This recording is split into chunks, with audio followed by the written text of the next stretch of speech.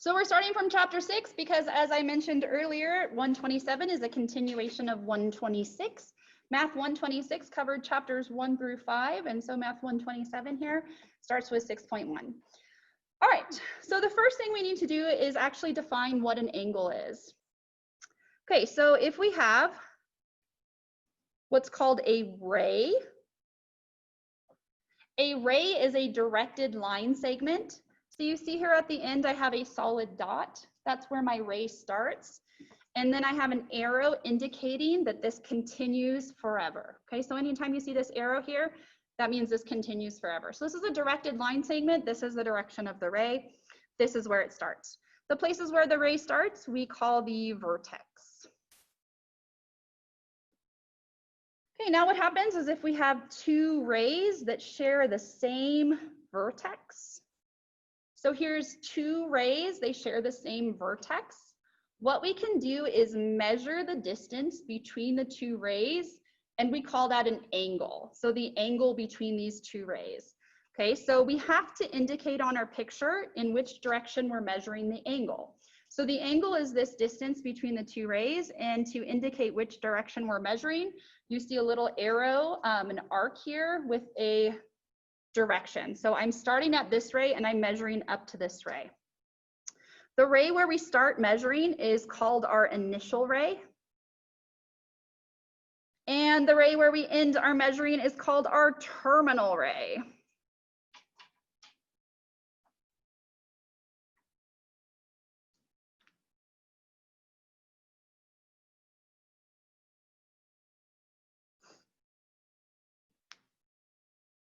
I'm going to do one thing too, for those of you guys at home here. I'm going to stop sharing my video because I realize I'm way over here. And let's stop the video. So you will not be able to see me, but you should still be able to see my screen. Okay, there we go. Okay, so the direction that we measure this angle does actually matter. So let's take these same two rays. And let's still have this be our initial ray. And let's still have this be our terminal ray. But we can actually measure an angle in two different places. So here I went from the initial ray up to the terminal ray in a counterclockwise direction.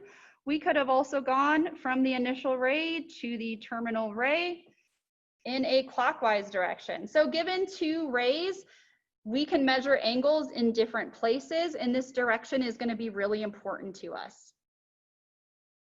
Our convention for measuring angles is that if we measure in the counterclockwise direction,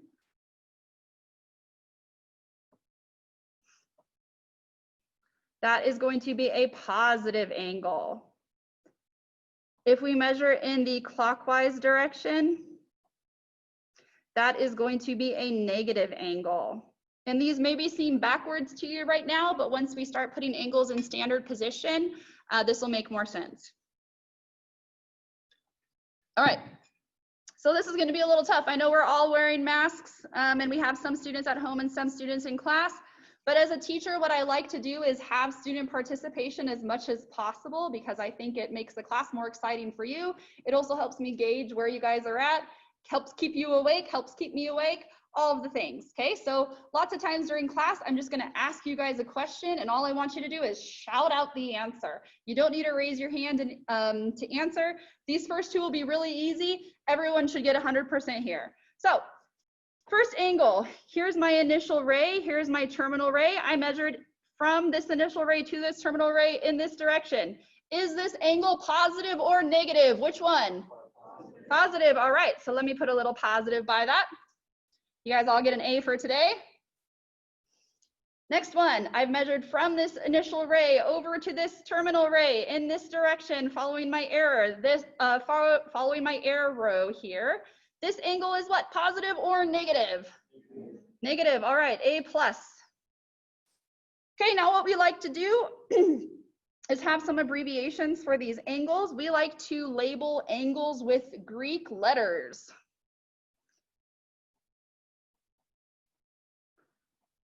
I will do my best this semester to make sure to tell you what the Greek letters are as we introduce them. But the ones we see most commonly our little fish. This is called alpha, Greek letter alpha. This B is a Greek letter beta. One of the most common ones is a circle with a line through it. This is a Greek letter theta. Another very common one is I guess a dead fish or a diving fish, looks like this. This is a gamma. Okay, so it's kind of like when we learn equations in algebra, usually use an x, and then when you have an equation with two variables, you use an x and a y. Those are our commonly used abbreviations for angles. We commonly use these Greek letters. Theta is going to be the one we see probably the most often. So if we wanted to here, I could label this angle alpha, I could label this angle beta, and that way if I wanted to talk about angle alpha or talk about angle beta, I could just put angle beta and I wouldn't have to draw this picture over and over again. I could just reference angle beta. Any questions so far? Okay, what we like in math is a level of precision, meaning we don't want there to be ambiguity. So if we look at a couple rays and here's an angle in between them, I can take these same rays and I can move this anywhere on my paper. And these angles, you can argue this one, these look like they're about the same, okay? So what we want to avoid is these freestanding objects just floating around randomly on our paper. Okay, so in math, we like precision. So what we're gonna do is not just have an angle drawn anywhere on the paper, we're gonna always put an angle in what we call standard position.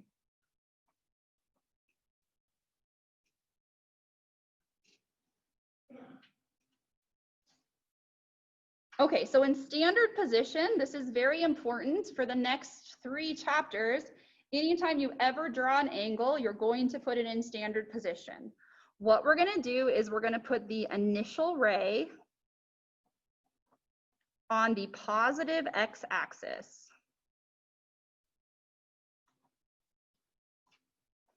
And we're gonna put the vertex at the origin. And I'll show you what this looks like on the next page. Okay, so there are a few benefits of having this in standard position. We'll always know where our initial ray is. That's always going to be on the positive x-axis.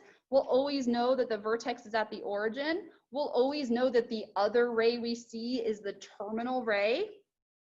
The other thing that's really helpful about this standard position is this will eliminate, get rid of the need for the arrow showing the direction of our angle. Okay, so it will be implied by having our angle in standard position if it's a positive or a negative angle. We won't need to put that arrow in there anymore.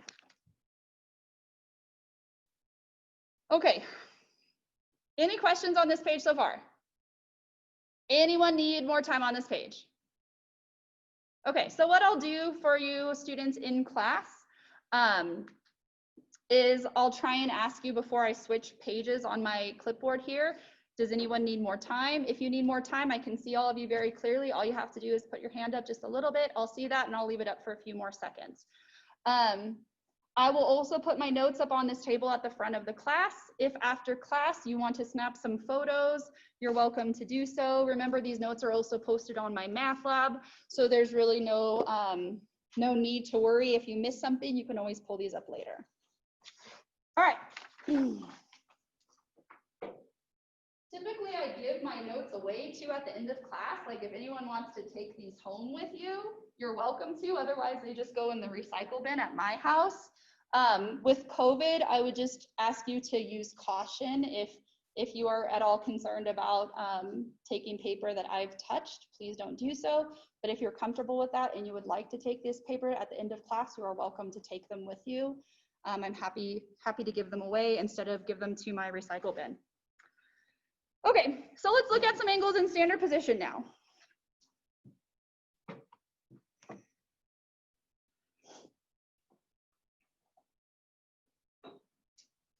So here's our good old XY axis. So now instead of just having those free floating geometric objects, what I'm gonna do is draw an angle in standard position. So my initial ray is going to be on the positive x-axis. So here's an initial ray. My terminal ray will be in quadrant 1, 2, 3, or 4. So here's just an example in quadrant 1. What we do need is a little arc. Arc meaning part of a circle, indicating indicating where our angle is. Is it on this side or is it on this side? Now, this ray that's on our x-axis, this is our initial ray, meaning we are starting measuring here. Okay, so we always start our measurement at the initial ray on the positive x-axis. So help me out with this one, guys. This angle is what? Positive or negative? Positive, good. Let's do a few more.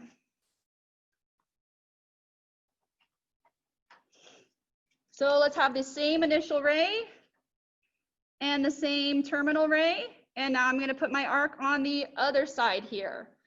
Notice we do not need an arrow on the arc on this little semicircle here because we know we are always starting at the ray that's on the positive x-axis. So I'm starting here and I'm measuring my angle around in this direction. This angle is what? Positive or negative? Negative. All right, let's do 2 more.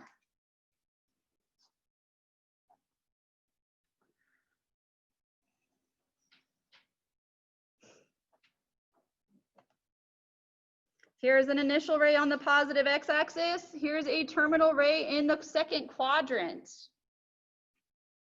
Here's my arc showing me if I'm measuring the angle on this side or on this side.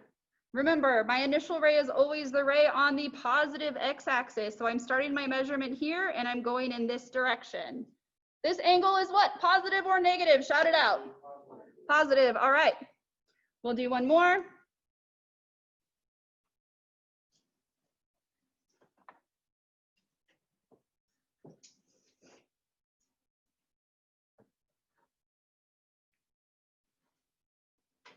Last one, this angle is what? Positive or negative? Shout it out. Negative. All right. Any questions so far? Okay. So now what we want to do is start measuring angles.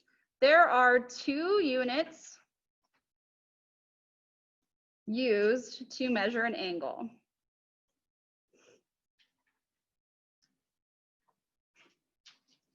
Okay, there are 2 units used to measure an angle. So what do I mean by units? So if I asked you how wide this sheet of paper was, most of you guys would probably say 8 inches, right? This sheet of paper is 8 inches wide.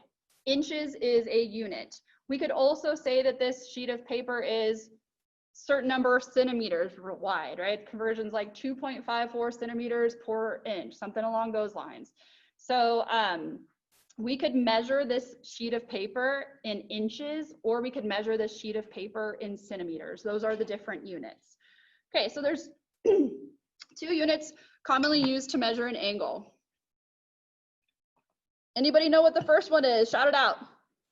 Degrees, that is the most common one. So this one is used in our common everyday speech, right? You might hear somebody turn to full 360, meaning they turned all the way around, or 180 means they changed direction, or usually most people know that a corner is 90 degrees, okay? So this is the one that we commonly use in everyday speech. The second one that is very commonly used in math, in physics and engineering, but not so common in our everyday speech. Anybody know what this one's called? Did I give it away showing you the homework and the quizzes? Okay, so the second one is called radians. Okay, so what we'll do is today we'll briefly talk about, I got about 20 minutes left, I'm going to talk about degrees, and then tomorrow we'll work with radians. Okay, so our definition of degree. 1 degree, written like this, 1 with a little open circle in the superscript. Okay, so superscript means up above. This is our symbol for degree. This is absolutely imperative that if you're measuring an angle in degrees, you put this little circle up in the superscript.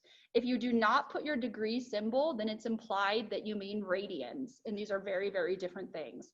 So you need to do this.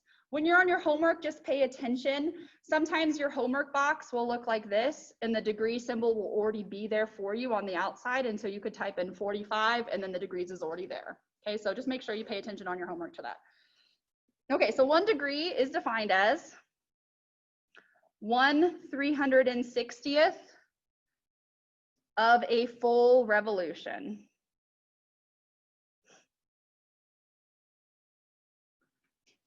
Meaning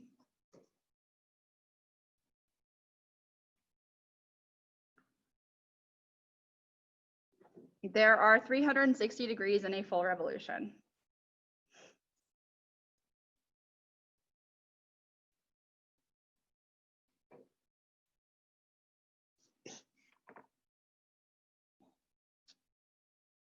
Now, why do we have 360 degrees in a full revolution? I recently read an interesting book called The Grapes of Math, and it had all this math history in it. So there's a couple different ideas of why 360 degrees is traditionally used. All this math that we're doing now was discovered and written hundreds and hundreds of years ago. So we can only guess as to why 360 was chosen. But there's two ideas as why 360 was chosen. Okay, first, how many days are in a year? 365. Well, we know that now, but hundreds of years ago, their approximation was 360 days, okay? So the first idea is that 360 days is the time it takes for the Earth to go around the sun, so we should use 360 degrees for a full revolution. Okay, that's the first idea. The other idea that's kind of cool is if we take a circle, which is a full revolution all the way around, we can actually perfectly inscribe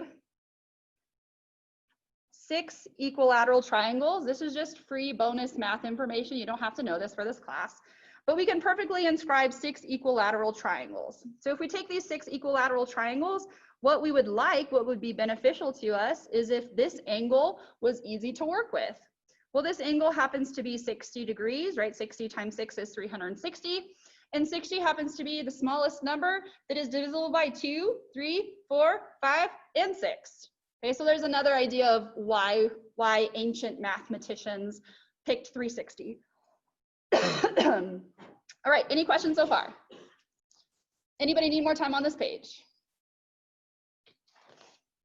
Okay, so let's start looking at some angles measured in degrees in standard position.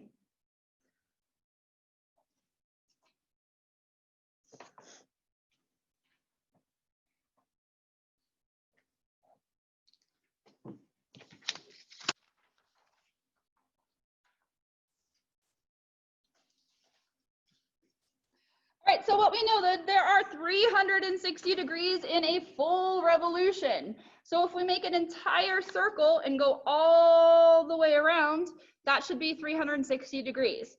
So if we go a quarter of the way around, how many degrees should this be? Shout it out. 90. Now, you'll notice I drew 90 with a rounded arc inside. We will always in this class show these angles in standard position with an arc. So if you had a freestanding geometric object, such as a triangle, freestanding geometric object, typically you indicate a 90-degree angle with a square corner. This indicates 90 degrees. We do not use that same notation for angles in standard position. So angles in standard position, we always have an arc here. This shows the direction of measurement.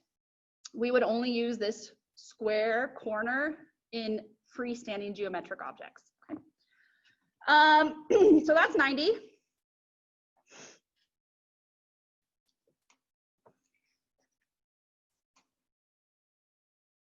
Which means this would be 180. Good. So that is half of the way to 360, or 2 times 90 is 180. Half the way to 360 is 180. However you want to think about that.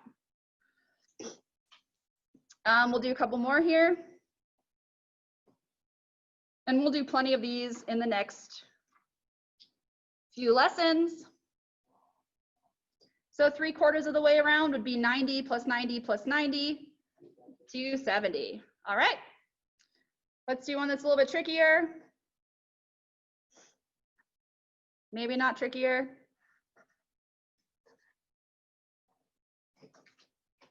Take a second, look at this one. Don't shout it out just yet. What do you guys think this angle measurement is? -90. All right, so the first thing you notice is our initial right here on the positive x-axis we are moving in a clockwise direction, so this is a negative angle, so we put a negative in front, and this is a quarter of the way around to 360, so this is negative 90. So here are a few examples. These examples are what's called quadrantal angles.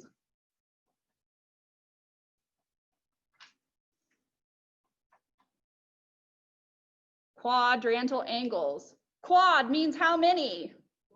4. So what we've done is we've taken our full revolution, which is 360, and we've split it up into fourths. So quadrantal angles are 360 divided by 4 is 90. These are multiples of 90 degrees.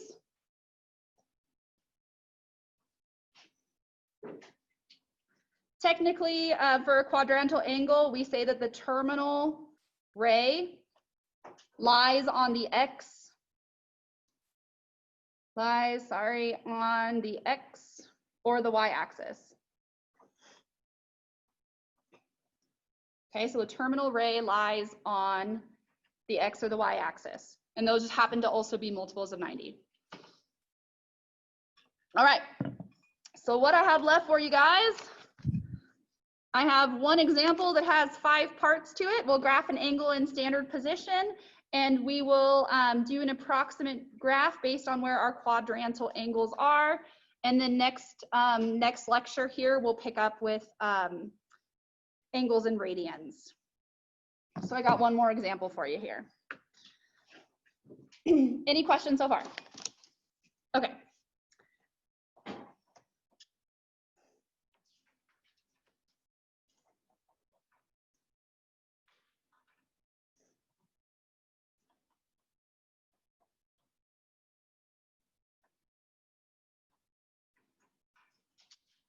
So for our class, we can do approximate drawings. We won't use any tools to get our angles exact. On your homework, you'll have a graphing tool, or these questions, as you saw on my math lab demo, were multiple choice. So first one, let's graph 30 degrees in standard position. Okay, so we should always start by putting in our x, y axes. I'll try my best to write x and y, but if you drop the x and y, that's okay. Okay, so what we want to do is use our knowledge of quadrantal angles. So here at the x-axis, this is 0. Up here, we figured out this was 90. Okay, so 30 is 1/3 of the way to 90. So we always put our initial ray on the positive x-axis, and then we want to go 1/3 of the way to 90. So the approximate drawing looks like this. We always need to put this arc in here, indicating that this is a positive angle, and this is our direction of measurement. Any questions on this? We'll do a few more. Next one, let's graph 250 degrees.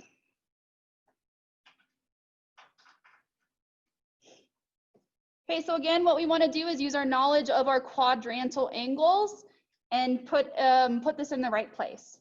So we know this is 0, here's 90, here's 180 degrees, and here's 270 degrees. Okay, so we want to draw in 250. So 250 is between 180 and 270. It's 70 away from 180 and it's 20 away from 270. So it should go here. Now, don't forget, we need to make sure we draw our initial ray. And then we need to have our arc indicating which direction we're measuring. So we are measuring positive 250. So from the initial ray out to the terminal ray. So our terminal ray here lies in quadrant 3. So just as a reminder, we name these quadrants 1, 2, 3, and 4. And as we measure an angle in standard position here, we're measuring in a counterclockwise direction. We go through these quadrants in order. So 1, 2, 3, 4. As our angle gets bigger, we move through these in the right order. Any questions? Okay, I got 3 more parts to this. Anybody need more time on this page? Okay, we'll do 3 more. And then next class we'll pick up with radians.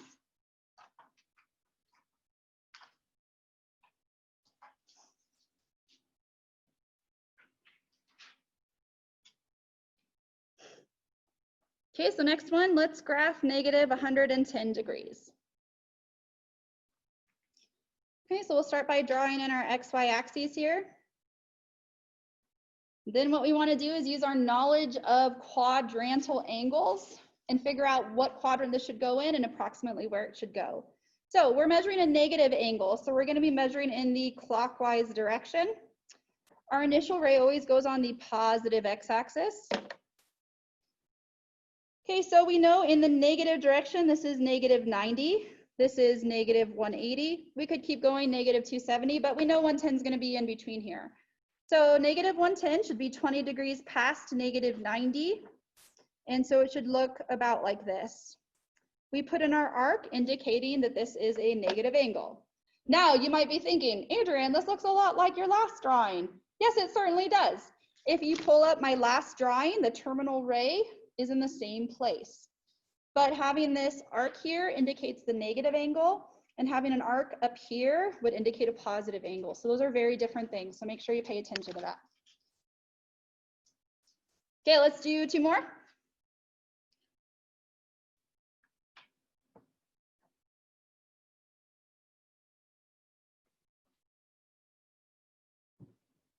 Okay, next one, let's try 405 degrees. All right, guys, help me out with this one. How many degrees in a full revolution? 360. Okay, so what we want to think about is 405 degrees is going to be one full revolution plus how much further do I need to go? 45. Okay, so this is the first time we've done something greater than 360. So the way we indicate this is interesting. So we always start with our initial ray on the positive x-axis. We are measuring a positive angle. A positive angle. Okay, so positive angle we're going to measure around in the counterclockwise direction.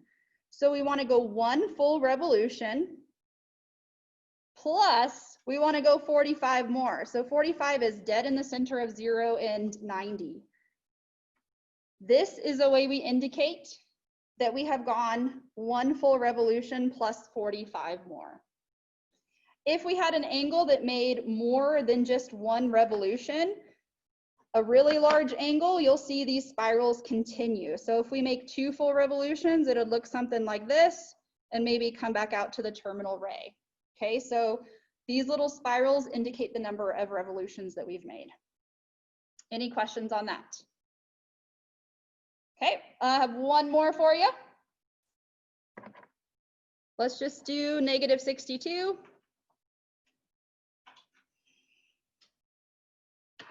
Initial ray on the positive x-axis.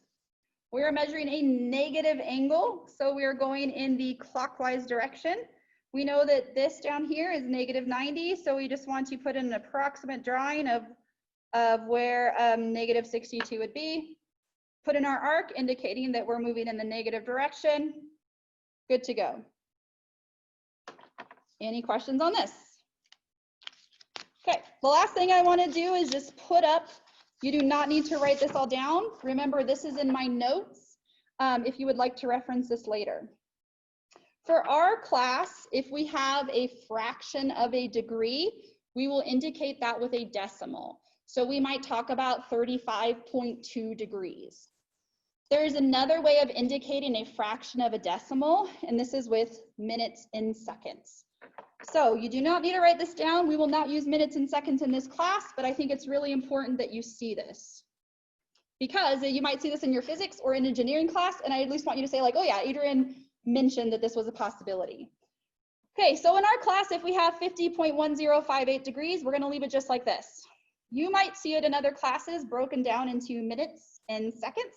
So one little apostrophe here means minutes, two means seconds. The conversion factor should make sense, right? 60 minutes in 1 degree, 60 seconds in 1 minute. So we can set up these conversion factors to go back and forth between minutes and seconds and fractional degrees. We will not use this in our class, but it's important that you recognize that this is out there and you might see it in some of your other classes. All right, so today we are continuing with section 6.1. Last lecture, we just did a brief introduction. So this is 6.1,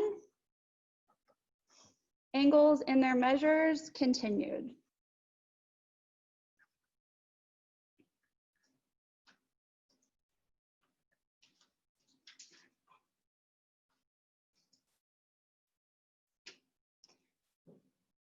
if I can get this to focus a little bit better. There we go. All right, so from the last lecture, remember we have two ways to measure an angle. We can measure an angle in either degrees or in something called radians. So last lecture, we talked about measuring an angle in degrees. And how many degrees in a full revolution? Go ahead, shout it out. 360 in a full revolution. Great. Okay, and then just a reminder from last class too, we need to make sure we have this little open circle up in our our superscript. That is our notation for degrees. If you don't have that little bubble at the top there, it's implied radians. Okay, so radians is the other way of measuring angles, and it's not as common, I think, in our everyday speech, right? We talked about yesterday, you know, people say they turned a full 180, which means they changed direction, or did a full 360, turned all the way around, or most of us know 90 degrees is a square corner. Radians you don't commonly hear in everyday speech, like I did a whole pi turnaround today, right? But radians are commonly used in physics and in engineering and in math. So you're going to see these in your class, and what we'll do for the rest of our course is we'll use degrees and radians interchangeably. So what I mean is when you're going through the homework, you might have a question that says find sine of 45 degrees, and the next question might say find cosine of pi over 2. So we'll use radians and degrees interchangeably. You should be, by the end of hopefully this section, this chapter, comfortable with moving back and forth between the two. So let's start with our definition of a radian. 1 radian is defined as the angle measure that for a circle of radius r,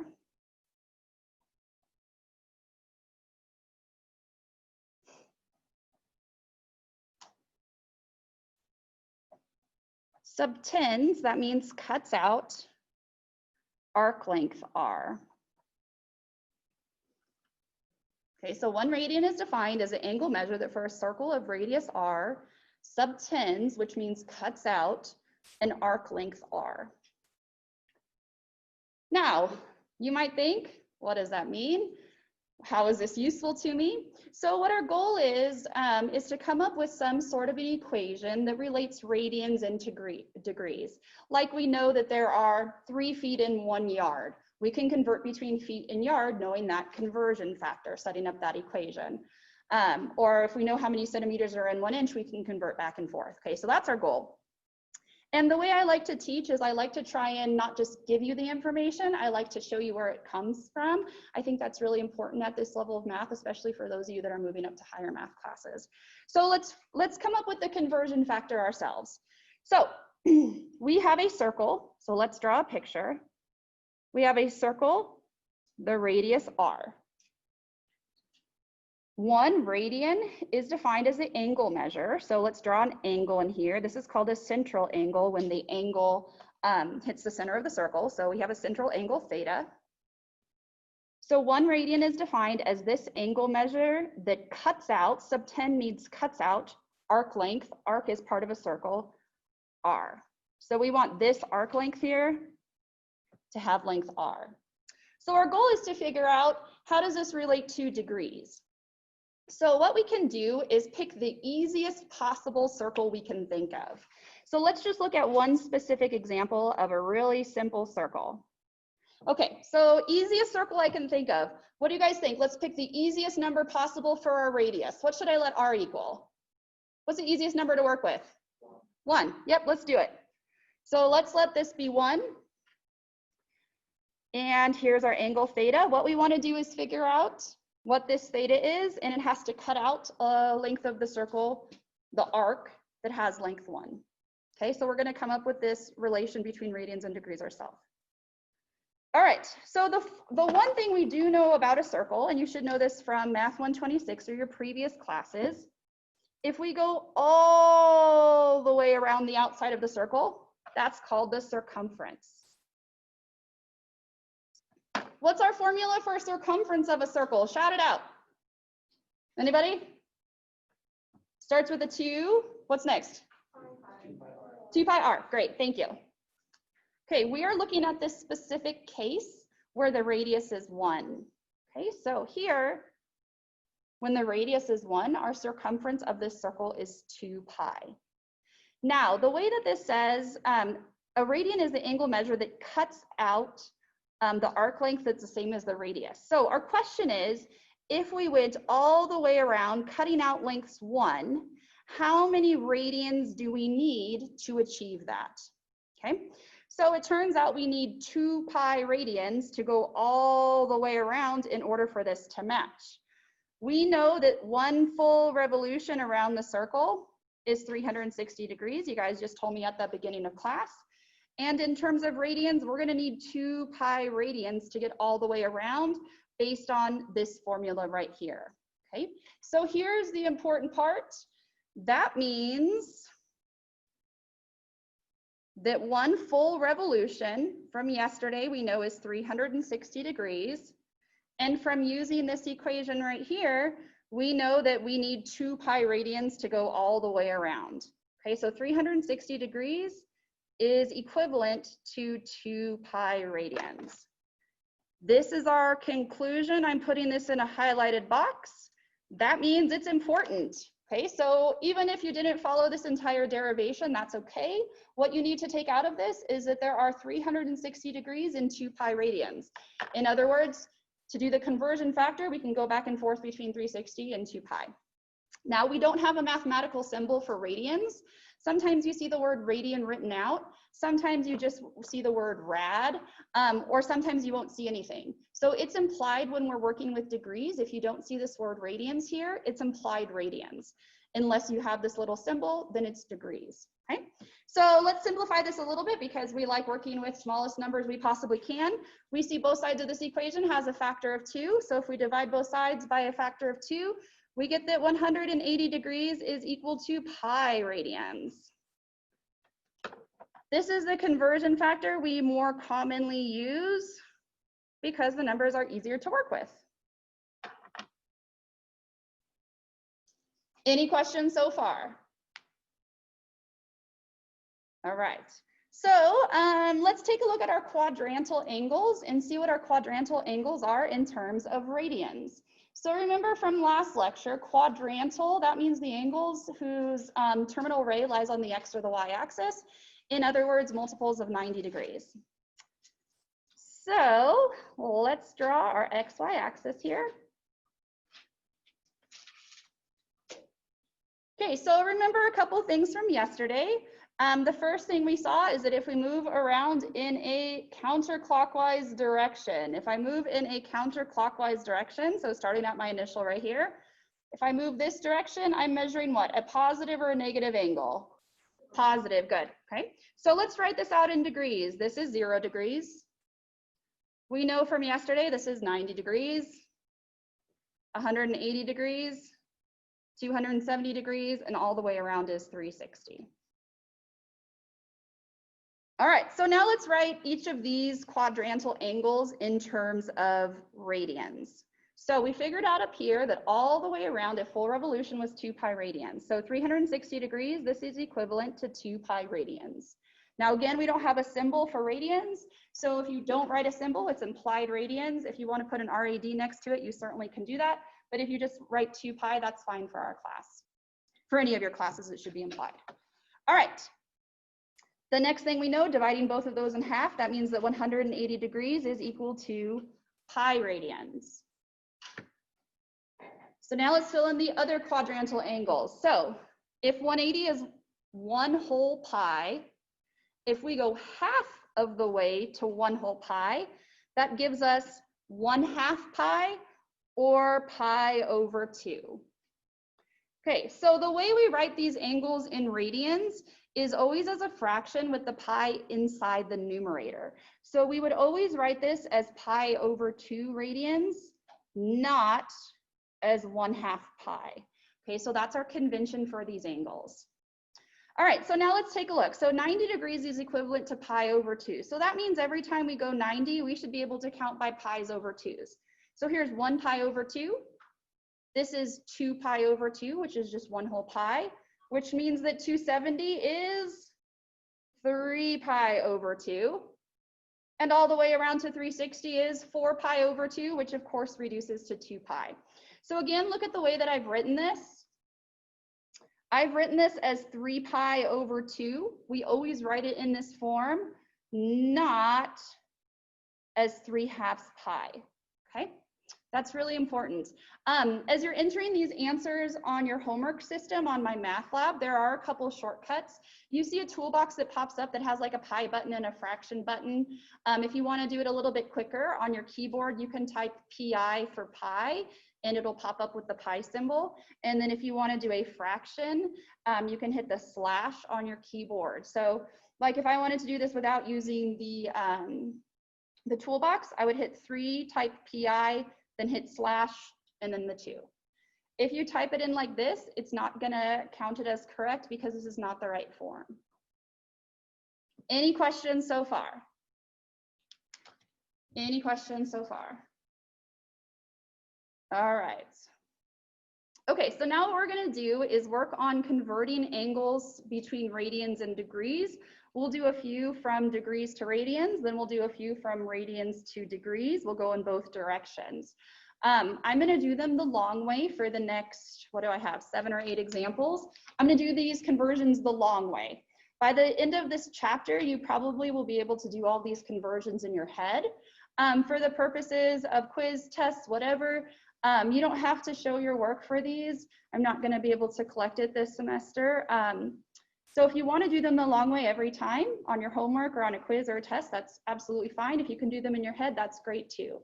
Those of you guys who are moving on to calculus, calc 2, physics, engineering, I want you to start thinking about, as I'm doing this the long way, how else can you do it quicker? And I'll tell you the way that I would do it quicker in my head as we get through these. Anybody need more time on this page? Okay.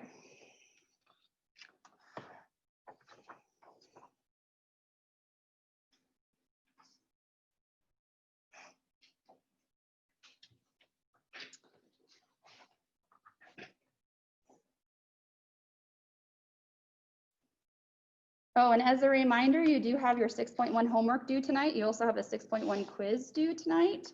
And remember that we saw those 2 quiz questions yesterday, and I think the first one was converting between radians and degrees. So let's work on this. So first example, let's graph each angle.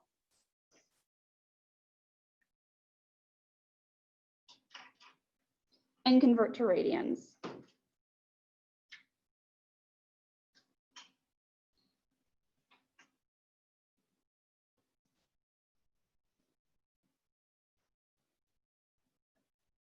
Okay, so our first one here is 60 degrees. We're going to graph the angle in standard position, and then we'll convert it to radians.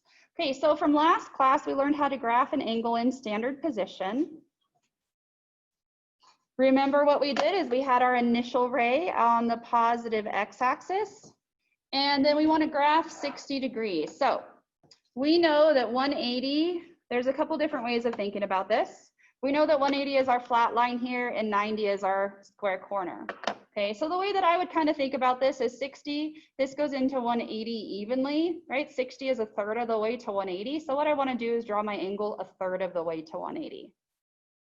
The other way you can think about this is how 60 relates to 90, right? 60 is 2/3 of the way between 0 and 90. Okay, so either way you want to think about that, 60 degrees is right about there. Remember, we should put an arc in here indicating that we're measuring in the positive direction and not in the negative direction. Now that this angle is in standard position, there's no need for an arrow in our arc. All right, so let's do the conversion to radians. Again, I'll do this the long way and then I'll tell you how I would do it quicker in my head. We know that there are 180 degrees in pi radians. So what we want to do is set up our conversion factor. And because we have degrees in the numerator here, we want to put degrees in the denominator on our conversion factor so that the degrees cancel out and we're left with radians. So there are 180 degrees per pi radians. Again, this radians, you can write it if you want. If you leave it out, that's totally fine. Okay, so first thing I see, my degrees cancel out between the numerator and denominator. Perfect, that's what I want. We have radians left, so we'll put our radians over here. Okay, so now we have 60 and 180. 60 goes into 180 3 times. So this reduces to 1/3. So So I have 1 times pi over 3. We write this as pi over 3. Okay, so 60 degrees is equivalent to pi over 3 radians. Now, how can I do this in my head quicker? We know that 180 degrees over here is pi radians. Okay, so what I want to ask myself is, how does 60 relate to 180? So 60 over 180 is 1/3. So that means that this has to be pi over 3 radians. Okay, so 60 is 1/3 of the way to 180, which makes this 1/3 of the way to pi, so pi over 3 radians. Also, this should be sort of a visual thing, right? If we have 60 and then 120 and then 180, we're taking 1 out of the 3 pieces on the way to 180. Any questions on that one? All right, let's do some more. Okay, next one, let's do 45 degrees.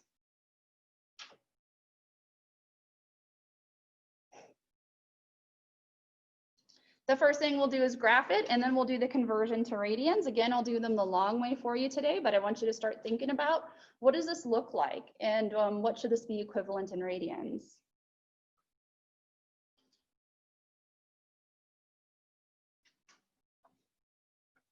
Okay, so first up, we put our initial ray on the positive x-axis. We know that 45 is half of the way to 90, so 45 looks like that. There's our terminal ray, there's our arc, indicating we're measuring in the positive direction. All right, so we'll do the conversion the long way, and then we'll talk about how to do it a little bit quicker. So again, we're starting with degrees, so we want to put the degrees in the denominator, so those cancel out. And then we have pi radians, right? There are pi radians per 180 degrees. Okay, so 45 and 180 both have a common factor of 45. 45 goes into 45 one time and into 180 4 times. So this becomes pi over 4 radians. Now, if we look at our picture, you might have been able to visualize this one and do it a little bit quicker in your head, right? We know that all the way to 180 is pi, which means that 90 is pi over 2. Which means that half of pi over 2 is pi over 4. The other way you could visualize this is kind of by like pizza slices, right? Right, here's 1/4, here's 2/4, here's 3/4, here's 4/4. We're only taking one of these fourths. Okay, so 45 degrees is 1/4 of the way to pi. We'd always write that as pi over 4. Any questions on that? Okay, let's do a few more.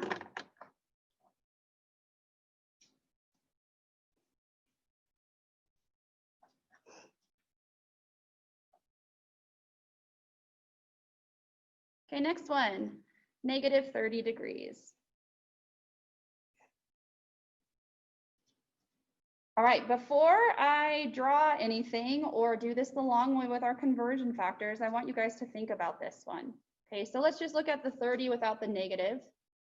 Okay, we know that there are 180 degrees per pi radians. So if we're starting with 30 degrees and we want to convert this to radians, all we have to do is ask ourselves what fraction of 180 this is. Okay, so I want you to think about 30 over 180.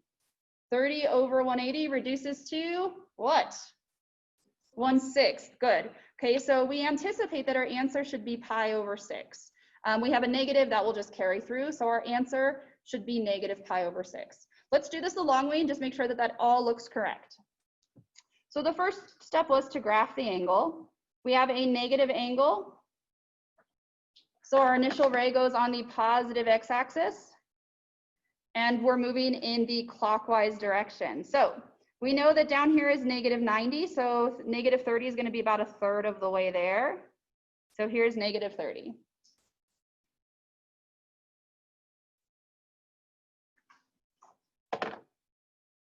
Okay, let's set up our conversion factor. Again, we're starting with degrees, so I'm going to put 180 degrees in the denominator, pi radians in the numerator. Our degrees cancel out. Our negative carries through. 30 over 180, they both have a common factor of 30. 30 goes into 30 one time and into 180 6 times. So this becomes negative pi over 6 radians. Now the question might be, with fractions, where should we put this negative? right? There's 3 different places we can put our negative sign, either in front of the fraction, in the numerator, in the denominator. Typically, we like to put this out in front of the fraction, as opposed to negative pi over 6 or pi over negative 6. We like to put this out in front to indicate that the entire angle is a negative angle and it's not the numerator or denominator that's negative. Okay, so you should get in the habit of putting that negative out in front. Any questions on this one? Okay, let's do one more that's a little bit trickier.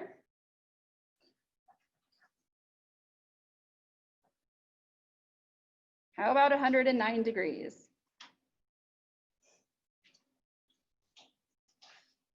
So the first thing we want to do is graph this guy. We'll put our initial ray on this positive x-axis here. And then again, just using our knowledge of where our quadrantal angles are, we'll put 109, we'll just do an approximate drawing.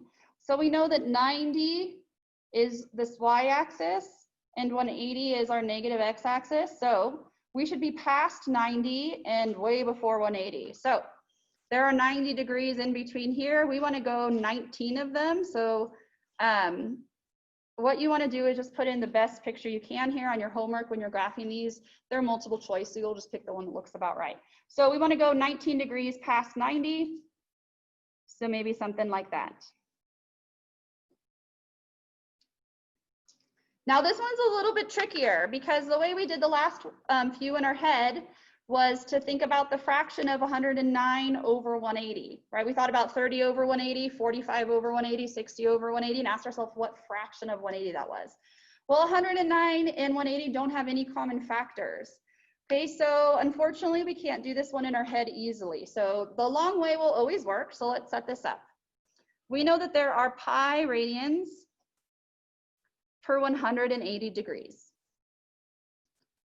All right, 109 and 180 do not have any common factors. So we would actually just leave this as 109 pi over 180. Now, on your homework, on your quizzes, on your exams, you will be asked for your answer in one of 2 forms. Anytime you leave your answer in a fraction form like this, we refer to this as the exact answer. Meaning we haven't rounded it, you know, like I rounded up those 18 cows earlier. Okay, so exact answer. So when you're looking on my math lab, what you'll see is you'll see a box for you to type in the answer. Usually radians is already written, and then either below the box or next to it, it'll say, type your answer as a fraction, give the exact answer. Sometimes you'll see it ask you for the approximate answer. If you're asked for the approximate answer, that means a decimal approximation. That means we're going to round. So you're not allowed a calculator on the first exam or the second exam. So I will make sure to pick ones that only require exact answers, but you should be aware of how to get the approximate answer. If you're asked on your homework, there's a little calculator feature up in the top right-hand corner there, or you can use a standalone calculator or something on your computer if you'd like. Okay, so if you want the approximate answer, which sometimes is a little bit more helpful to us, right? If somebody told you they owed you 109 pi over $180, you'd be like, how many? Okay, so sometimes the approximate answer is more helpful in our real world. So that means just put this in your calculator. So in your calculator, you can type in 109 times pi divided by 180. It's really important to use a pi button on your calculator. Don't put 3.14. That's not good enough. Remember, pi is a non-terminating number that goes on forever and ever and ever. So your calculator will hold quite a number of those decimal places. But if you only do 3.14, then you kind of lose that, lose the rest of those. Okay, so in your calculator, you type this in, we would get approximately 1.902 radians. If you're asked for an approximate answer on your homework, it will specifically tell you, give an approximate answer, round to 3 decimal places. Give an approximate answer, round to the hundredths places. Something like that, it will tell you where to round to. So let's ask ourselves, does this answer make sense? 190 degrees is 1.902 radians. Okay, so how do we ask ourselves, does this make sense? Well, here's our picture. all the way to 180 is how many radians? How many radians on this flat line here? How many 180 degrees is equal to how many radians? Pi radians. Okay. And pi is approximately 3.14. So we know to this flat line, this is approximately 3.14 radians. What we just figured out was this pink angle is approximately 1.902 radians. So looking at this picture, we should ask ourselves, is this reasonable? Sure, all the way to this flat line is 3. This angle is about 2. So I mean, if we were to draw it in, here's about 1, here's about 2, here's about 3, all the way to this line, 3.14. Sure, that looks good. Yeah. So you should always ask yourself in math when you do have a picture or when you can visualize things like, is my answer reasonable? And yeah, this one looks pretty good. Any questions on this one? Anybody need more time on this page? Okay, so now let's do conversions in the opposite direction. We'll start with radians and we'll convert to degrees. And again, I'll do this the long way for you guys today, but I really want you to start thinking about how can you do this in your head. It's going to save you tons of time in your math career to be able to do these conversions quickly in your head.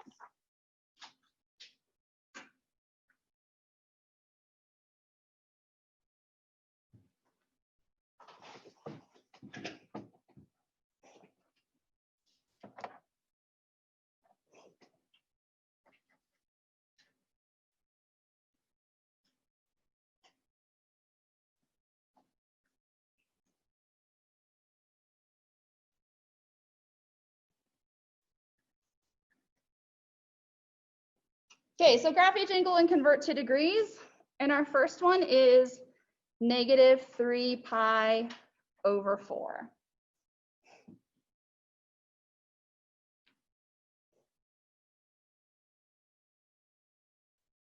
Okay, so I'm going to start by graphing this, and then we'll do the conversion. If you have a hard time graphing this before you do the conversion, just realize you're always welcome to do the conversion first and then graph it. But what I want you to do is start visualizing what these fractions look like. Okay, so first up, we're working with a negative angle. So we know we're going to be going in the clockwise direction here. Now, in the clockwise direction, this angle here, this negative angle, in degrees would be -180. In radians, what would this angle be? -pi, good. Okay, so what we want to do is graph 3/4 of -pi. Okay, so what we can do is take a look at -pi and split this up into fourths. So here's into halves, here's into fourths. We want to take 3 of those fourths. So initial ray on the positive x-axis, 1, 2, 3 of those fourths would put us right here. This angle is -3/4 of the way to -pi. Okay, so that pink angle would be our answer, right? We're going 3/4 of the way to -pi. Now let's do the conversion the long way, and then I'll tell you how I would do the conversion in my head. Okay, so the first thing we notice is we have a pi in the numerator, and we want to get rid of that. So that means when we set up our conversion factor, we want to make sure we put the pi radians in the denominator. We know that there are 180 degrees per pi radians. And you see on this example, we've dropped the radians. We don't have to write that every time, that's implied. Okay, so the first thing we see, these pi's cancel out. That is fabulous. This should always work this way. There will never be a time, almost never, except for, yeah, almost never, right? Where you see a pi squared. Almost never, never, never will you see a pi squared. Meaning if you had done this in the opposite direction and put pi on top and 180 on the bottom, and you ended up with a pi squared, that should clue you in like, oh man, I did that the wrong way. Okay, so these cancel out nicely. All right, now to do this math, 3/4 times 180. We want to work with the smallest numbers possible, so the easiest place to start is the 180 divided by 4. So help me out with this one, guys. 180 divided by 4 is equal to what? 45, okay? So 180 divided by 4, that gives us 45. Now we have 3 times 45, which is 135. We have a negative sign, so we should carry that through. Negative 135. Now let's look at our picture and make sure this makes sense. This is negative 90 degrees. This is negative 180 degrees. We are exactly 45 degrees past negative 90 and 45 degrees before negative 80, which is 135. Okay, so that looks perfect. So how would I do this in my head? Okay, if it was me, what I do in my head is I always look at this part first. I always look at pi over whatever the denominator is first, okay? So if I wanted to do this conversion in my head, the first thing I'm gonna do is ask myself, what's pi over 4? So we know pi is 180, pi over 2 is 90, which means pi over 4 is 45, okay? So the first thing I would do is say pi over 4, that's 45. 45 times 3, that's 135. Carry through my negative. Any questions on that? Okay, let's do a couple more.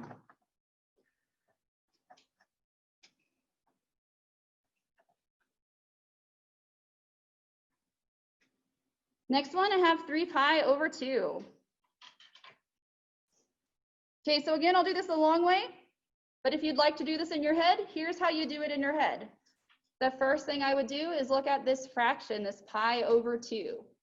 So let's do this one together in our heads, and then we'll do it the long way and make sure it matches. So we know pi is 180 degrees. So 180 divided by 2, or pi over 2, is equal to how many degrees? 90. Now we have 90 times 3. What's 90 times 3? 270. Good. Okay, so we anticipate our answer should be 270. Let's draw it. Let's work it out the long way and make sure everything matches. Okay, so the first thing we want to do is graph this.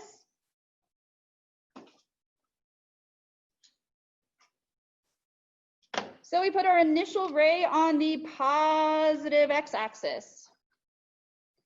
We know that 180 is pi radians. So we want to count 3 pi over 2. So first we want to think about 1 pi over 2. So pi over 2 is 90. So now I want to take 3 of those. So here's 1 pi over 2. Here's 2 pi over 2. Here's 3 pi over 2.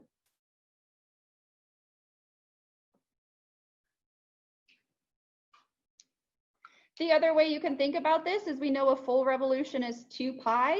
So we're going 1.5 of the way to 2 pi. So there we go. You guys already told me this was 270 degrees, but let's do this with our conversion factor just to make sure it looks right. So we set up 180 degrees per pi radians. Again, what we want to make sure is those pi's cancel out. So pi's cancel out, looks good. To do this math, we always want to make sure we work with the smallest numbers possible. So I would always recommend doing the division before you do the multiplication. So the first thing I would look at is 180 divided by 2. That's 90. 90 times 3, that's 270.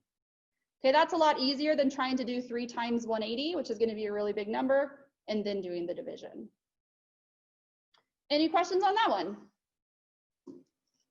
Okay, I got one more for you guys.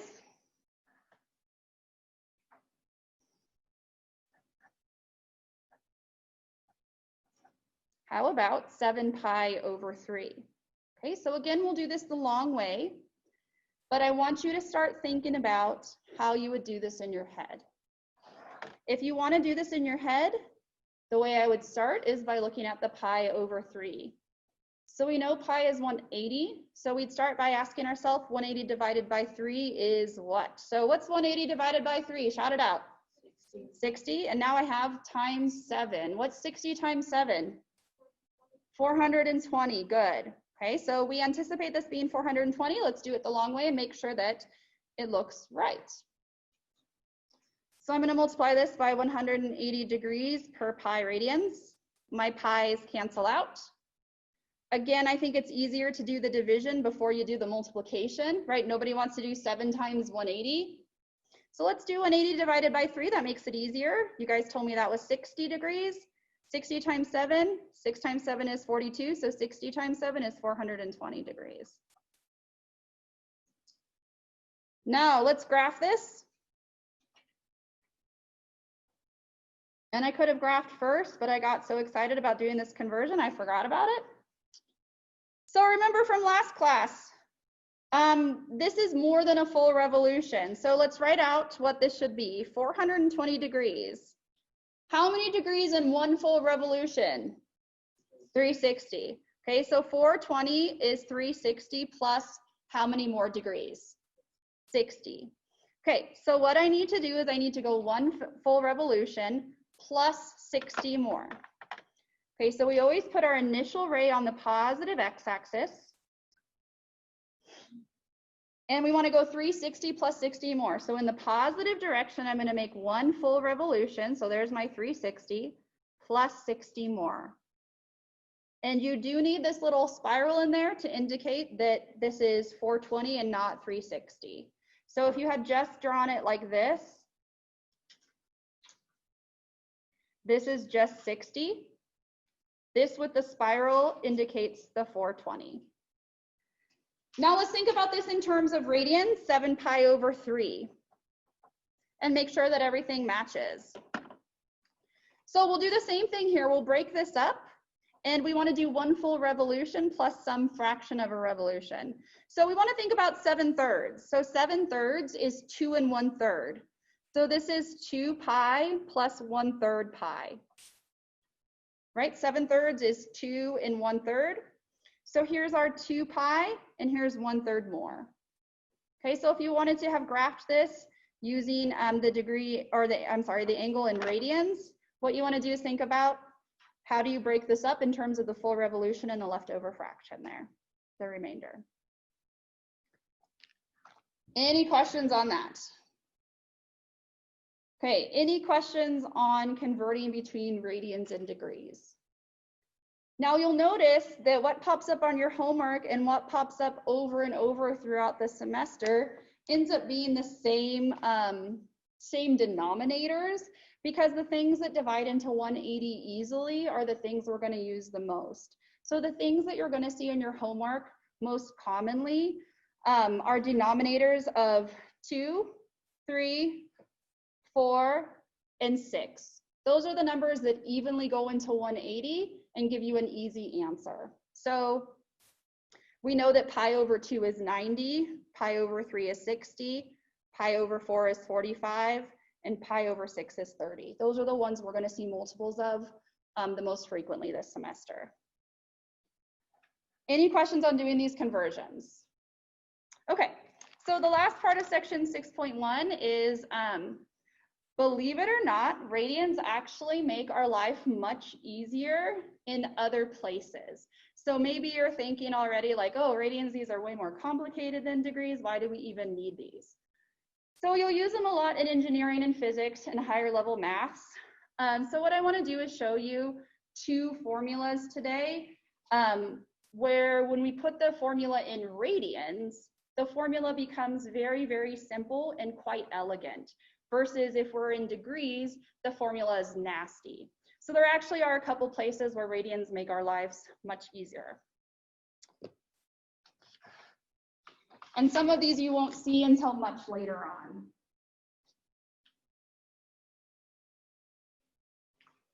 Okay, so the first formula that is quite elegant when we're in radians and not degrees is our arc length formula.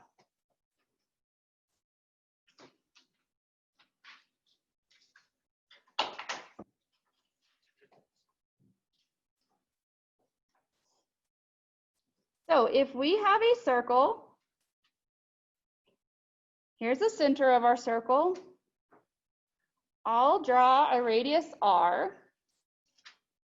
If we cut out part of this circle, a chunk of the outer portion of this circle, part of our circumference here, this is called an arc. Okay, so an arc is part of the exterior of a circle here, part of the circumference.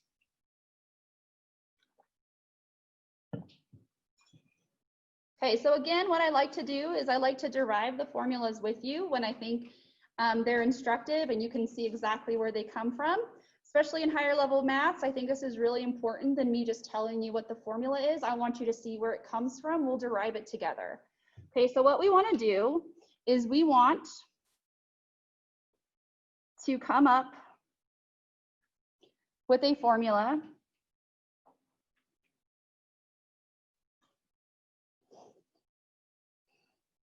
for arc length,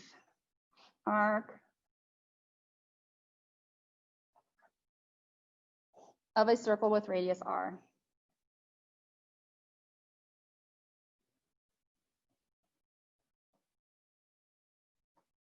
So again, what I'll do is we'll do the derivation together. Once I get to the final formula, we'll put that in a highlighted box. So follow along with the derivation. If you want to write it all down, cool. If you just want to pay attention to what I'm doing and just write down the final formula when we get there, that's fine too. I'm not going to ask you to derive these formulas on an exam ever. Okay, so what we want to do is come up with a formula for the length of this arc.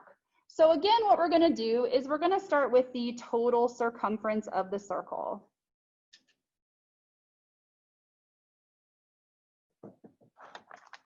Okay, so the total circumference would go all the way around. What we want to do is we'll just cut out one little part of that. So that's how we're starting. So I know I already asked you guys this maybe like 10 minutes ago, but let's hear it again. What's our formula for circumference of a circle? Shout it out. 2 pi r, nailed it. All right. Now, here's what I want you to think about. Here's a circle. 2 pi r is all the way around the circle. Now, what if I asked you, instead of going all the way around the circle, I only want to go halfway around the circle? I would take 2 pi r and multiply by what? 1/2. Great. How about if I only want to go 1/4 way around the circle? I take 2 pi r and I multiply by 1/4. What if I want to go 7/10 of the way around the circle? I take 2 pi r and I multiply by 7/10, right? So what we can do is take this total circumference, and if we're only concerned with a partial circumference,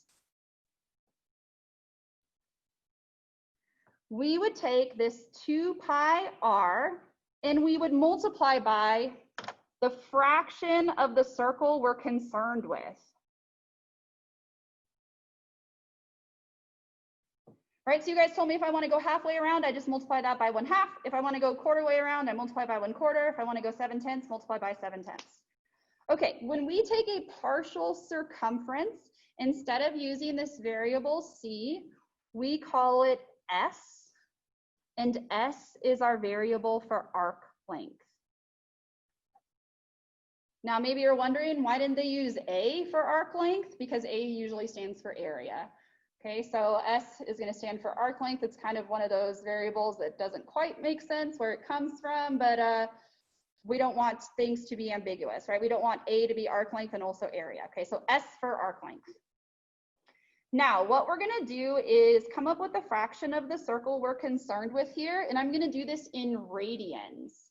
And it turns out that when we do this in radians, this formula becomes very elegant and very simple.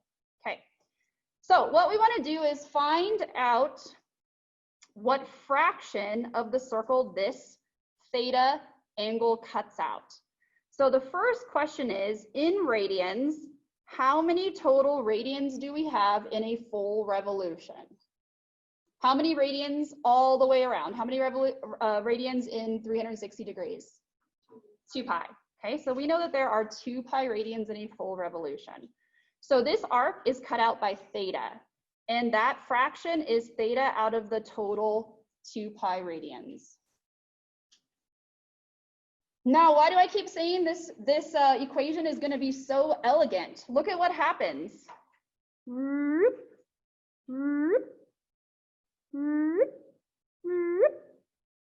All of that nasty stuff just canceled out, and we get that S is equal to R theta. This is the easiest circle formula we've ever seen, right? All of our formulas for circles always have a pi in them.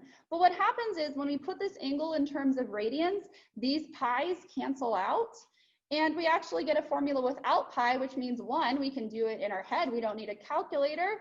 And 2, the math is really easy on this. Okay, so S stands for arc length. R is our radius of our circle. And theta, this is really important. This is the central angle, that angle in the middle. And we made this in radians. Now, if we had done this in degrees, we would have theta over 360 degrees here. The pi wouldn't cancel out, the 2's wouldn't cancel out. We'd still have a degree symbol in our formula, and that's pretty messy. Okay, so in radians, this formula happens to be really simple. Any questions so far? Okay, let's do one quick example using this formula, and it's going to take me longer to write out this question than it is to actually do it because this formula is so easy. So let's find the length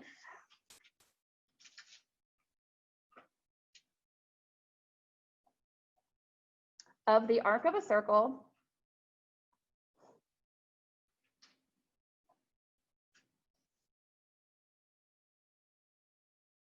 with radius 75 meters,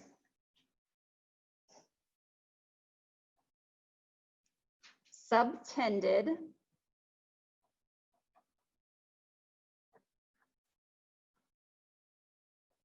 by a central angle of 1/25 radians. Like I said, it's going to take you longer just to write down this problem than it is for us to actually do the math here in a second.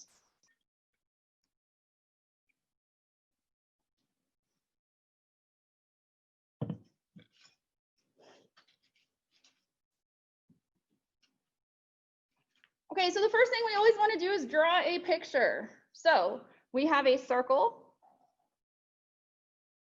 with a radius of 75 meters.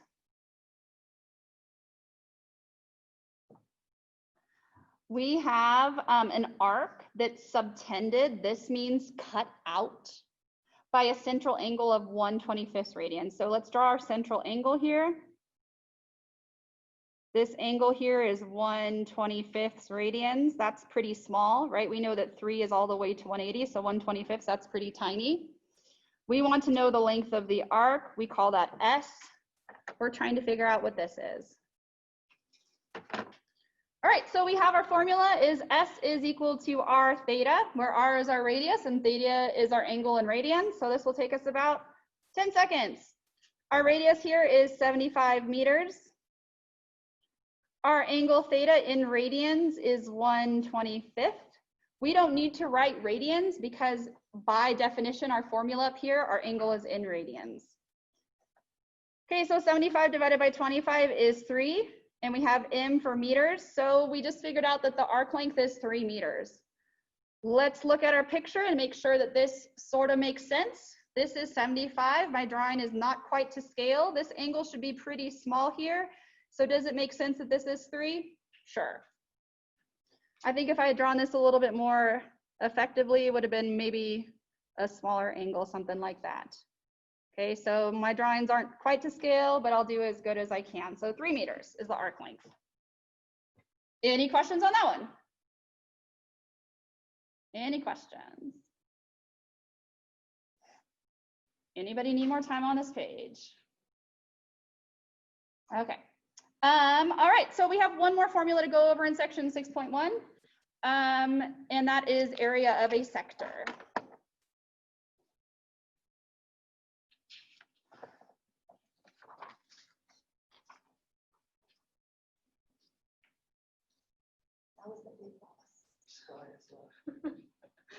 Okay, so our next formula is area of a sector.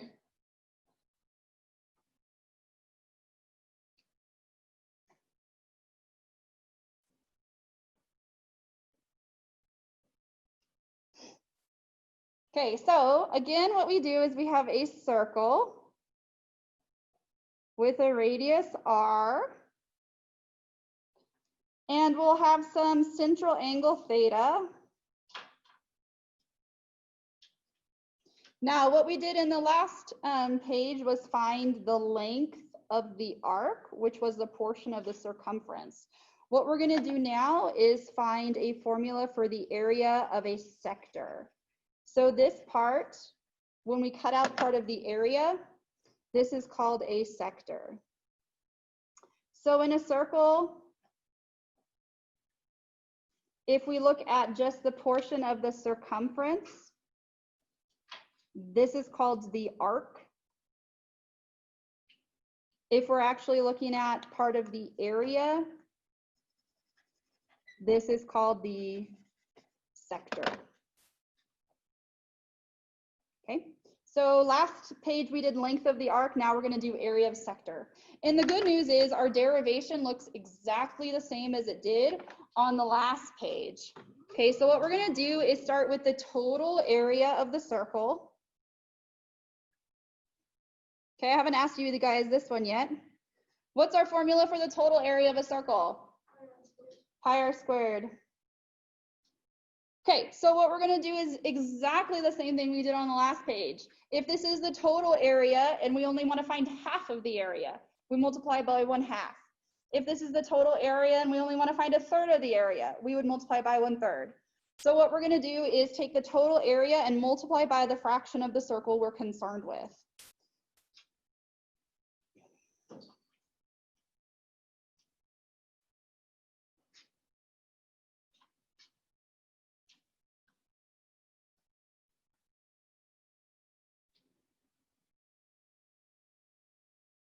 Okay, so we're going to take the total area and multiply by the fraction of the circle we're concerned with.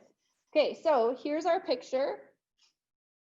We know that there are a total of 2 pi radians in a full revolution. We're only concerned with theta out of the 2 pi. So our fraction is going to be theta out of the 2 pi.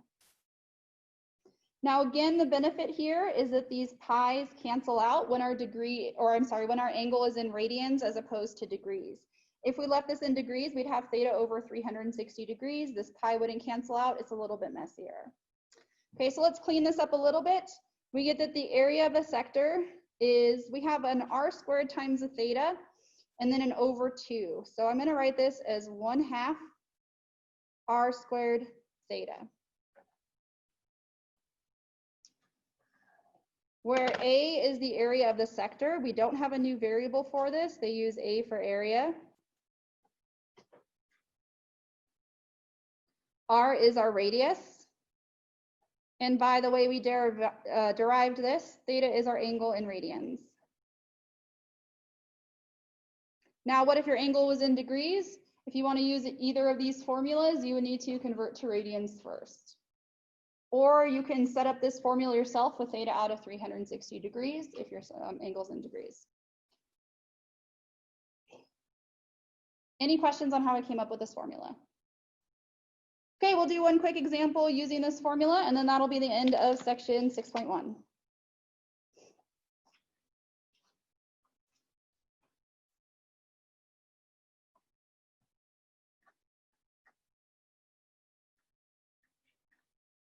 Find the missing quantity. All right, we got that R is 3 meters. Theta is 120 degrees. And area is question mark. And they give us a picture. Here we have that our radius is 3 meters. Theta is 120 degrees. And they've asked us to find this area.